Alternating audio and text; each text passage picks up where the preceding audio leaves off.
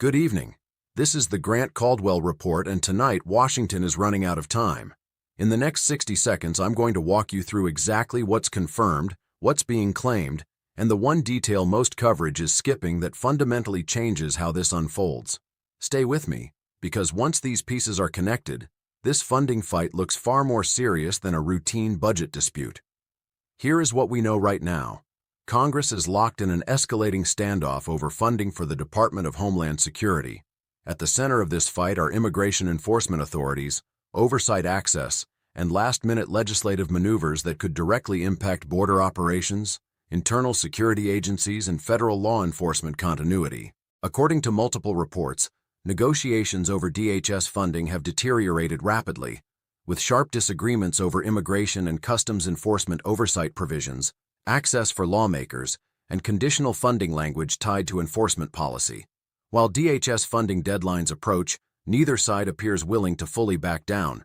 What is confirmed is this: DHS funding is now entangled in a broader political struggle that extends well beyond budget numbers. Lawmakers are no longer arguing just about dollars.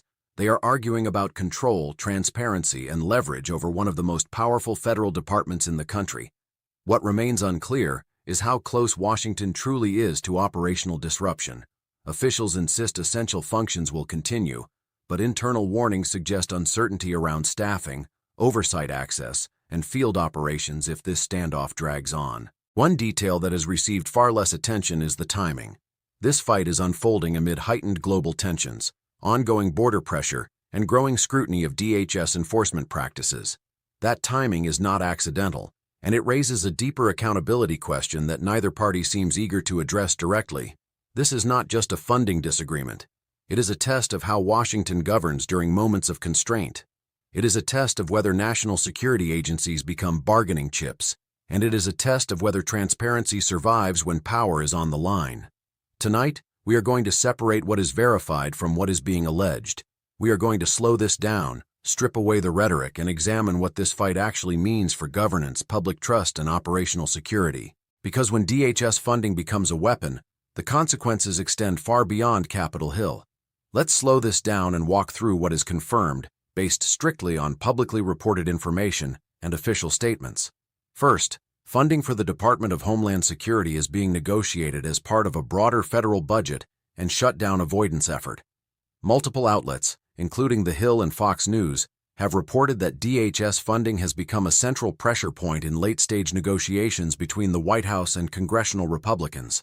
Second, it is confirmed that Republican lawmakers are seeking additional oversight access related to immigration enforcement, particularly involving immigration and customs enforcement operations.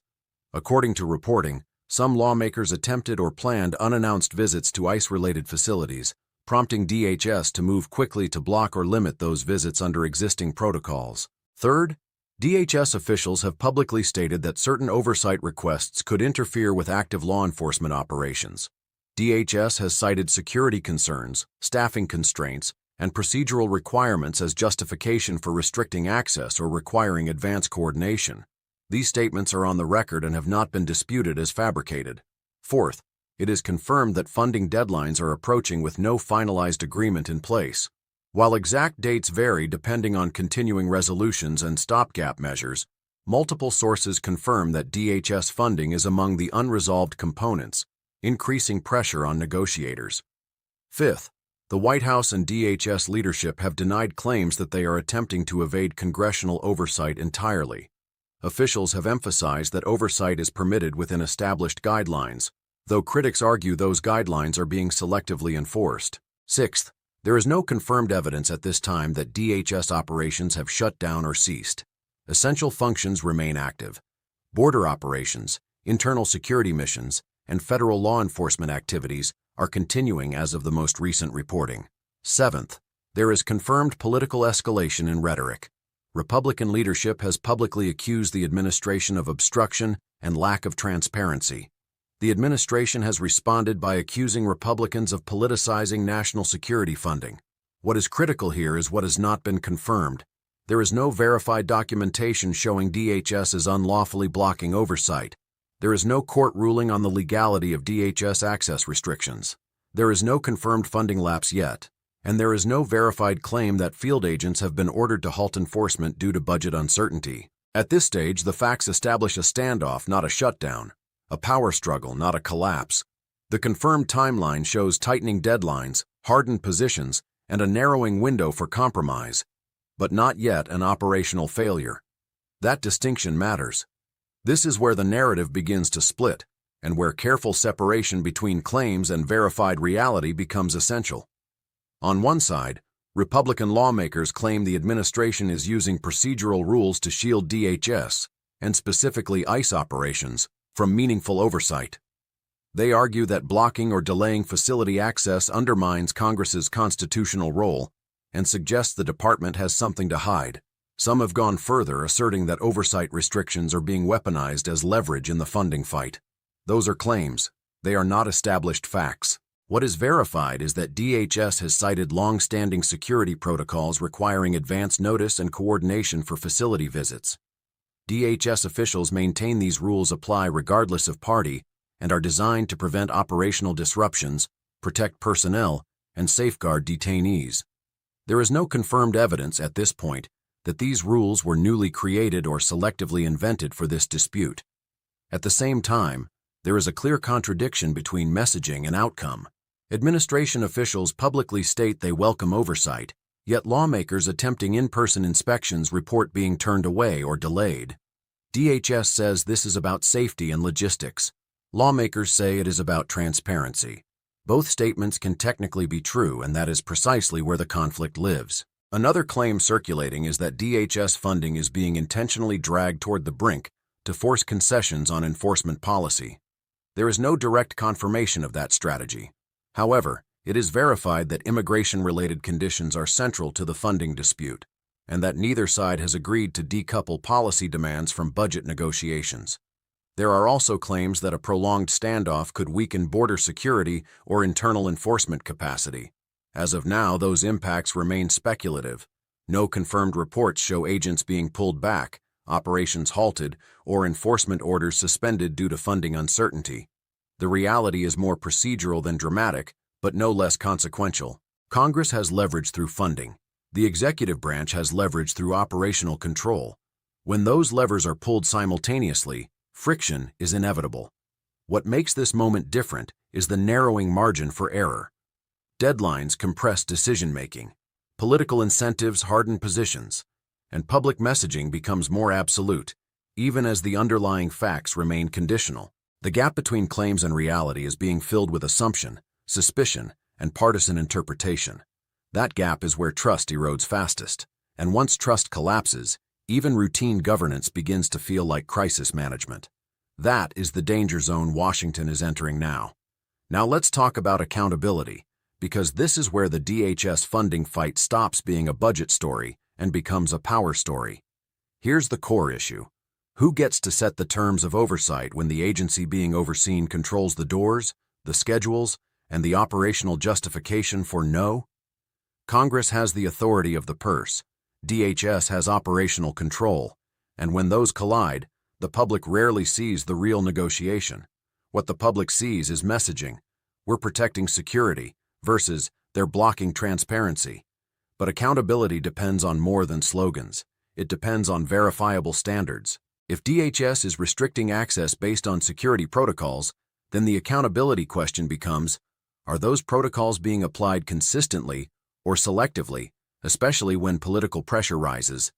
If lawmakers are being denied entry, the public deserves clarity on what rule was triggered, who made the call, and what alternative oversight access was offered.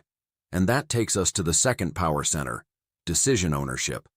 In Washington, these disputes often get framed as DHS versus Congress, but that's not precise enough.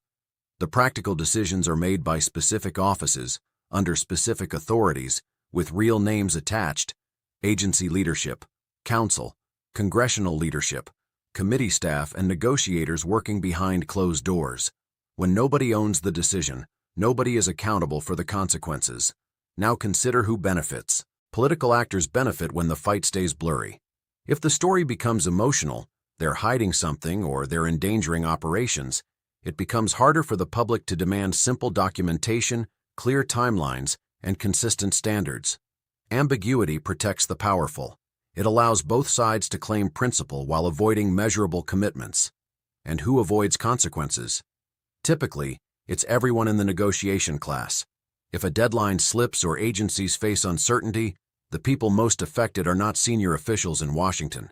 It's frontline personnel, contractors, local jurisdictions, and the public relying on predictable governance. That's why this is bigger than a partisan dispute. It's a recurring institutional failure. Washington turns essential government functions into leverage, then acts shocked when public trust collapses. If DHS truly needs strict protocols, publish them clearly and apply them consistently. If lawmakers truly need access, commit to oversight that is structured, secure, and documented, rather than performative standoffs designed for cameras. Because the moment national security agencies become bargaining chips, the public is no longer watching governance. They're watching power. When Washington turns a department like the Department of Homeland Security into a pressure point, the fallout doesn't stay confined to negotiations and talking points. It reaches the public. DHS is not an abstract agency. It touches border security, disaster response, counter-threat operations, and enforcement decisions that affect communities every day. When funding is pushed to the brink, planning stalls. Oversight becomes contested. Clarity disappears. And with that loss of clarity comes a deeper cost: trust. Americans are told oversight exists, yet lawmakers say access is restricted. They're told security protocols justify the restrictions, yet those protocols remain largely opaque to the public. Whether intentional or not, the result is the same. Uncertainty replaces confidence. This is how dysfunction becomes normalized. When essential agencies are repeatedly used as leverage, governance turns reactive. Stability becomes conditional. Accountability becomes a slogan instead of a standard. That should concern everyone, regardless of party. Because a system that cannot fund and oversee its own security agencies without crisis framing is not demonstrating strength. It is revealing fragility. And fragility in government is not harmless. It affects preparedness, credibility, and public confidence. This funding fight is not just about DHS. It is about whether Washington can still govern without manufacturing risk. That is the real issue, and it remains unresolved.